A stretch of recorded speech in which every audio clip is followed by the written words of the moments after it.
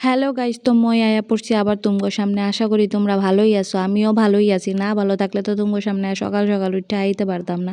আর এইদিকে দেখো আমি ঢুইকা কি করতাছি রান্না করে, এখন ভাবছি একটু গরম জল বসাই দিই, নাহলে স্নান করতে পারবো না ঠান্ডার লেগা। আর এদিকে দেখো কালকে যে ভিজায় রাখছিলাম মটরগুলা, এগুলারে বয়েল বসাই দিছি। বয়ে এদিকে গামলা পাইছি সামনে, এটার মধ্যেই গরম জল বসাই দিছি।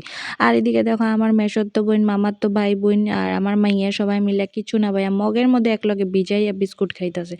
তারপর রাত্রে আমরাও গেছিলাম একটা বউ ভাতে। আর দেখো প্যান্ডেলটা ডেকোরেশনটা এত সুন্দর করছে, মানে অনেক ভালো লাগছে আর কি দেখা। আর এদিকে আমার মাইয়া দেখো ঢুকতে সময় পুচকা দেখছে, পুচকা দেখা পাগল হয়ে গেছে। আমিও খাইয়া লাইলাম ওর লগে গিয়া। আর এটা আমার বাল্যকালের বান্ধবী আছিল, তো ছোটোর থেকে এখন হইলো ওর ছেলে আমার মেয়ে এক লগেই পড়ে, আমরা দুজনও এক লগেই এখনও আছি। আর এদিকে দেখো পরে বইয়া গেলাম ভাত খাইতে, গরম গরম ভাত আর ভেজ ডাইল দিছিল।